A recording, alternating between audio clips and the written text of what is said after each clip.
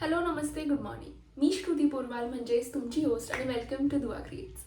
तर मित्रांनो, दुआ क्रिएट्स प्रस्तुत परंपरागत संगीत या मुलाखतींच्या मालिकेमधला हा आज आपला पहिला एपिसोड. आणि यात आज पंडित रघुनंदन पनशीकरजी यांची शिष्या डॉक्टर राधिका जोशी आपल्याबरोबर गप्पा मारणार आहे. Okay, so before we start, her book Phulwari Geeton Ki is available on Amazon, ज्यात आपल्याला लहान मुलांसाठीच्या वेगवेगळ्या रागांमधल्या वेगवेगळ्या बंदिशी बघायला मिळणार आहेत. So yes, do check it out and let's get started. ताई नमस्कार. नमस्कार. ताई, माझा पहिला प्रश्न असा आहे की गुरुकुल शिक्षण आणि डिग्री शिक्षण जे आपण दोन्ही वेगवेगळं म्हणतो, तर त्यात काय म्हणजे सिमिलॅरिटीज, डिसिमिलॅरिटीज आणि दोन्हीचं महत्त्व कसं आहे? बरं, तर सगळ्यात पहिल्यांदा आपले जे भारतीय शास्त्रीय कला आहेत त्या असं म्हणतात की त्या गुरुमुखी आहेत, है ना. म्हणजे काय, तर मी आता गाण्याविषयी बोलते. म्हणजे मला ॲक्च्युली डान्सबद्दल किंवा पेंटिंगबद्दल फार बोलता नाही येणार. गाण्याबद्दल असं म्हणतात की ती विद्या जी आहे ती गुरुमुखी विद्या आहे. म्हणजे गुरुच्या मुखातनं जसं ऐकू येतं तसं ते शिष्यानी तसंच्या तसं रिप्रोड्यूस करणं ही शिकण्याची प्रोसेस असते. त्यामुळे आता आपण ती नोटेट करतो, लिहून घेतो, त्याचं काय काय नोट्स काढतो, ते सगळं करतो, पण प्रायमरीली ही गुरुमुखी विद्या आहे आणि त्यामुळे ती गुरुकुलमध्येच शिकली जाऊ शकते. म्हणजे मी जी तालीम घेतली आहे तेव्हा माझे गुरु माझ्यासमोर गातात, ते मला ऐकवतात. समजा एखाद्या रागातली ही श्रुती आहे, त्याची ती तशीच्या तशी ऐकून रिप्रोड्यूस करायला दुसरं काही म्हणजे ऑप्शन नाही आहे. लॉकडाऊनमध्ये खूप लोकांनी प्रयत्न केले, ऑनलाईन क्लास करू, रेकॉर्ड करून पाठवू, ते तू रेकॉर्ड करून मला पाठव वगैरे वगैरे. असं मी पण खूप एक्सपेरिमेंट केलं माझ्या स्टुडंट्सबद्दल बरोबर, कारण ऑप्शन नव्हता. समोर राहणारी मुलगी येऊ शकत नव्हती घरी. पण वी ऑल रिअलाइज की समोरासमोर बसून घेतलेली जी तालीम आहे त्याला काही सबस्टिट्यूट अजून तरी कोणाला सापडलेलं नाही आहे. कारण तो सूर ऐकून मॅच करून रिप्रोड्यूस करून बरोबर आहे का नाही हे गुरुकडनं फीडबॅक घेऊन ही गोष्ट तुम्ही वारंवार करून ती रजिस्टर होते. मग तुम्ही घरी जाऊन त्याचाच अभ्यास करता, परत दुसऱ्या दिवशी येऊन ते ऐकवता, चेक करून घेता. So it is not just one class, एक मास्टर क्लास केला आणि आता वर्षभर तुम्ही गायब व्हा आणि मग पुढच्या वर्षी बघू, असं पण नाही. ते त्याला कंटिन्युटी पण पाहिजे गुरुबरोबर. त्यामुळे गुरुकुल शिक्षणाला काही ऑप्शन नाही आहे. पण हॅविंग सेड दॅट, आजच्या काळात डिग्री एज्युकेशनला पण महत्त्व आहे. म्हणजे especially for those who are now trying to do this full time career म्हणून. तर आता करिअर म्हटलं की काय होतं, परफॉर्मिंग आर्ट्स किंवा कुठल्याही आर्टिस्टच्या आयुष्यातली what is the most certain thing in म्हणजे in an artist life is uncertainty, है की नाही. की you don't know when your next programme is, you don't know whether you going to be successful, you don't know what is successful. म्हणजे कधी आपण काहीतरी गाऊन जातो, ते खूप आवडतं लोकांना आणि तुम्हाला कळत नाही की अरे ह्याच्यात काय एवढं ग्रेट होतं, हे पण असू शकतं. तर ह्या अनसर्टनिटी बरोबर राहणं इज डिफिकल्ट आणि इज इन्क्रीजिंगली डिफिकल्ट. कारण तुमच्या आजूबाजूला जेव्हा सगळं सेट असतं, आता नॉर्मल जर तू इंजिनियरचं आयुष्य बघितलं, डॉक्टरचं आयुष्य बघितलंस, अकॅडमिशियनचं आयुष्य बघितलंस, त्याला एक स्टेप्स असतात. यू जॉईन अ कंपनी, काही वर्षांनी प्रमोशन होतं वगैरे वगैरे. असं काहीच नाही आहे परत आर्टिस्टच्या आयुष्यात. सो मग what you do then, an alternative was की हे डिग्री कोर्सेस, BA म्युझिक करा, MA म्युझिक करा, हे ऑप्शन्स आले. आणि that is not a bad idea. कारण what has also change was की पूर्वी फक्त विशिष्ट ज्यांच्या घरी गाणं होतं तेच गाणं शिकवू शकत होते. डिग्री कॉलेजेसमध्ये वगैरे गाणं म्हणजे शिकवलं जात नव्हतं.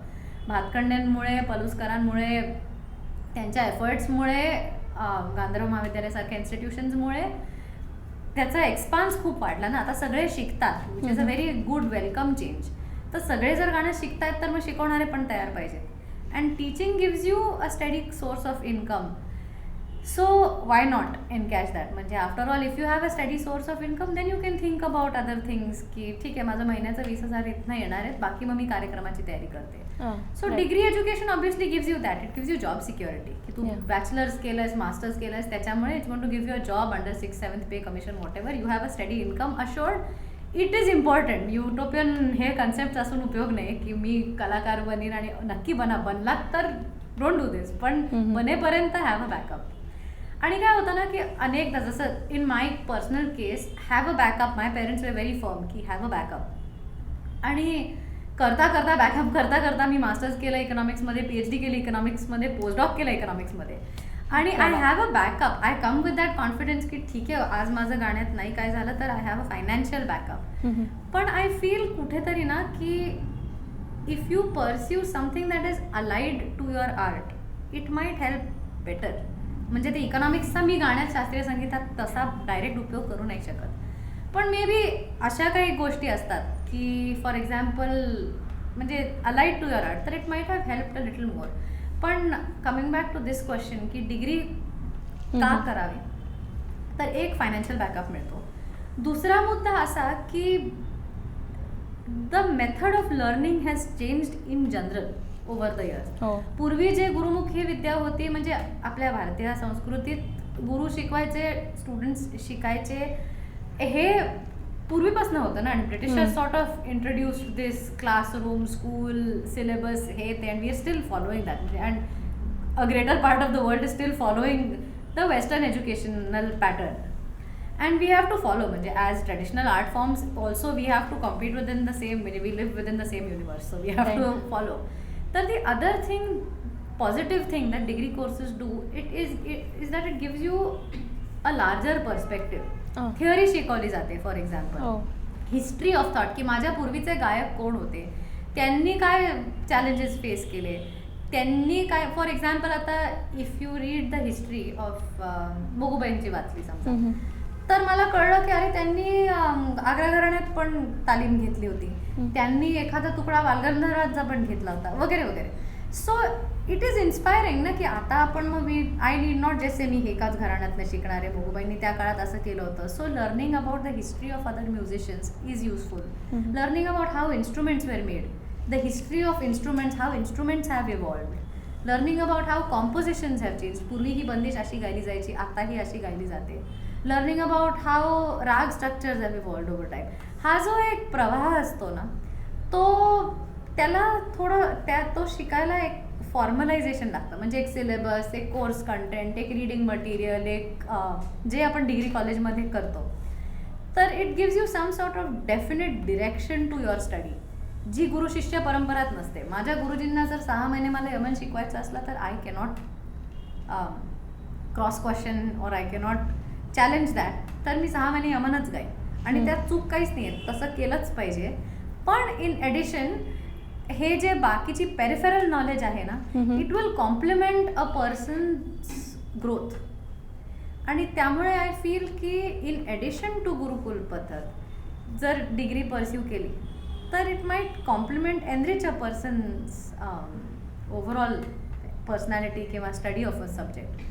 पण having said that, I actually do not, म्हणजे मी BA म्युझिक केलेलं नाही किंवा म्युझिक केलं नाही, त्यामुळे त्यांचा सिलेबस मी म्हणजे I know what they teach रफली, I gone through their material. There are good and bad colleges as always, right. So ते सिलेबस चांगलं केलं पाहिजे.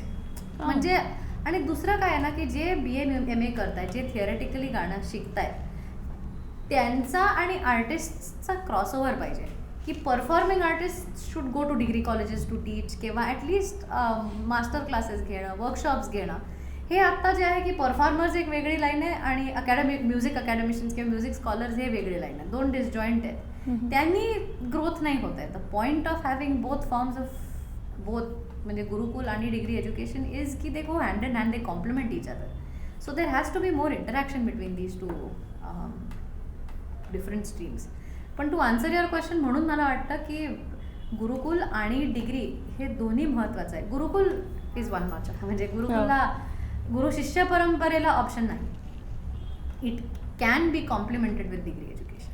सो ताई, ॲज यू सेड की डिग्री कॉलेजेस इम्पॉर्टंट आहेत किंवा डिग्री इन संगीत इम्पॉर्टंट आहे, पण आजकाल काही कॉलेजेस सांगतात की आम्ही गुरुकुल पद्धतीचं शिक्षण देतो मुलांना, पण ते आजच्या काळात प्रॅक्टिकली पॉसिबल आहे का, किंवा त्यांचं ते म्हणणं आहे तर ते खरंच देतात का? सो ते युजली एक गुरु रेकमेंड करतात, म्हणजे जे म्हणजे कॉलेजेस असं म्हणतात, ते सांगतात की अच्छा सो अँड सो गुरु आहेत तुम्ही, म्हणजे for example if they make me a guru on there list of हे, तर मग दॅट पर्सन जो कोण BA MA करतोय तो मुलगा मुलगी माझ्याकडे येतील शिकायला. पण होतं काय, as a guru I won't have full freedom to teach them what I want. I still have to follow the syllabus. जे MA चे 8 राग आहेत तेच मला शिकवावे लागतील. मग ते गुरुकुल पद्धतीच्या आड येतं. कारण गुरु शिष्य परंपरेत काय आहे, जसं आम्ही शिकलो की सा नाही लागला तर आजच्या क्लासमध्ये तू फक्त सा गा, तासभर फक्त सा गा, किंवा फक्त एक फ्रेज गा, ही भूपाची फ्रेज गा, आठवडाभर एवढंच कर. आता मी जर आठवडाभर साधसा केलं तर माझा सिलेबस राहिला ना मागे, है की नाही. So it is a little bit, it is tricky की ते म्हणतात आम्ही गुरुकुल पद्धतीचं शिक्षण द्यायच्यासाठी तुम्हाला गुरुकडे पाठवू, पण मग guru is in a tight rope, कारण guru has to teach you 9 rags in 10 months or whatever. मग गुरु काय म्हणेल की जाऊ दे बाबा, तुझा सिलेबस तू कर, साधं मी माझ्या शिष्यांकडनं नंतर करून घेईन, असं होतं ते. त्यामुळे ते it doesn't always work out that way. आताही आजकाल बरेच विद्यार्थी हे गांधर्व महाविद्यालयाचे, जसं तू म्हणालीस की परीक्षा देतात. सो पण बऱ्याच जणांना हा प्रश्न पण पडतो की का परीक्षा द्यावी. मग लहान मुलांना आई जबरदस्ती घेऊन जाते कधी कधी की का विशारद का द्यावी. सो तुझं काय मत आहे की परीक्षा का द्यायला हव्यात आणि त्या कशा महत्त्वाच्या आहेत. सो थोडं डिग्री एज्युकेशन सारखंच आहे माझं मत त्याच्यावर, की परीक्षा देऊ नये अशा मताचे पण खूप लोक आहेत की त्याला काही अर्थ नसतो परीक्षेला वगैरे. मला असं वाटतं की सुरुवातीला तरी परीक्षा द्यावी, एक 3-4 तरी परीक्षा द्याव्या. का? कारण एक तुम्हाला ब्रेथ मिळते. म्हणजे इवन ॲज अ गुरु किंवा इवन ॲज अ स्टुडंट आपण एका गोष्टीला फाईन फाईन फाईन फाईन करण्यामागे इतके लागतो, आणि it's a never ending journey. म्हणजे अजूनही मोठे मोठे आर्टिस्टचे इंटरव्ह्यू ऐकले की ते म्हणतात की सास स्थिर लावायला आयुष्य जातं, आयुष्यभराच्या साधनेने तो सास स्थिर लागतो. सो तो रियाज महत्त्वाचा आहेच, त्याला काही ऑप्शन नाही आहे किंवा nobody is trying to surpass that. पण इन ॲडिशन लहानपणी तुम्हाला एक ओव्हरव्ह्यू, बर्ड्स आय व्ह्यू मिळाला ना की जगात एवढे राग आहेत फॉर एक्झाम्पल, किंवा सारेगम ही स्केल कुठनं आली, ही सगळी थिअरीची जी माहिती असते जी विशारद केल्यामुळे मला कळली, ती महत्त्वाची आहे. की पेटीचे सूर इक्वली टेम्पर्ड स्केल म्हणजे काय, तंबोऱ्याचे सूर आणि पेटीचे सूर वेगळे काय. पण ह्या सगळ्या गोष्टी गुरुकुलात मिळत नाहीत असंही नाही आहे. म्हणजे हो पण शकतं की गुरु तालीम देता देता विषय आला तर सांगतील आणि त्यांना नक्कीच माहिती असते याची. पण परीक्षा दिल्यामुळे त्याला एक डिसिप्लिन मिळतं की अमुक गोष्टी अमुक वयापर्यंत मुलाला शिकवल्या जातात, which sets a good foundation. So don't restrict your self to the exam की परीक्षेत 8 राग आहे तर मी हेच गाणार आणि परीक्षेत 5वी ताण हीच आहे म्हणून मी 5वी ताण हीच म्हणणार. It is how you make use of that exam. की नका ना पाठ करू, तुम्हाला जेव्हा वाटतंय की तुम्ही इम्प्रोवाइज करून ते राग गाऊ शकता तेव्हा परीक्षा द्या. It is a personal milestone ती परीक्षा. Use it as a personal milestone, but use it as a milestone. कारण we all need milestones. Everybody who is on a path to going anywhere. आता कार्यक्रम आला तरच आपण म्हणतो मला 7 वाजता गायचंय तर मी कुठला राग गाऊ, तर मी हा रागाचा विचार करून मग मी त्याचा करतो आपण. म्हणजे all humans need a milestone. Use the exam as a milestone. It is just a step along a long, म्हणजे 100ची जी जर्नी असते तर ती परीक्षा विशारद केल्यावर यू प्रॉब्ली रीच 10. ते रिमेनिंग 90 गुरु बरोबरच होणार आहे. पण that 10 will give you an overview of what is happening. म्हणून महत्त्वाची असते परीक्षा असं मला वाटतं की द्यावी. आणि अगदी विशारदपर्यंत काय होतं ना, थिअरी खूप वाढते, मग ती रागांची लिस्ट इज व्हेरी रिस्ट्रिक्टिव्ह. मग तेच राग गावे लागतात आणि बरेचदा ते राग असे असतात जे बाहेर प्रचलित नसतात. कार्यक्रमात मी कधी गाणार नसते तर मी आता हे कशाला राग करू, असा कंटाळ येऊन मग ते थोडा इंटरेस्ट निघून जातो. पण again the other trick is लहानपणी केलं ना तर ते होऊन जातं. म्हणजे माझी 10वी झाली, 11वीत आय थिंक माझं विशारद झालं पण होतं, त्यामुळे मला कंटाळा याच्या आधी होऊन गेला. That is the best way to do. आता कोणी करायला सांगितलं किंवा आता मला स्टुडंट्स तयार करायला सांगितले परीक्षेचे की तरी मी म्हणते नाही दुसऱ्याकडे जा कोणाकडे, मला कंटाळा आला. But it help me a lot for sure. ताई, यू मेन्शन्ड रागाचा वेळ. सो आता ही वेळ पाळली जाते आर्टिस्टमध्ये? हो, मोरलेस पाळली जाते. म्हणजे अगदी शूटिंग रेकॉर्डिंग असलं तर नाही, पण आणि अगदी प्रहर धरून म्हणजे तासातासांनी नाही जरी झाली तरी सकाळी कोणी पुऱ्याचा नश्री गाणार नाही, रात्री कोणी भैरव गाणार नाही, आणि म्हणजे बरीच पाळली जाते.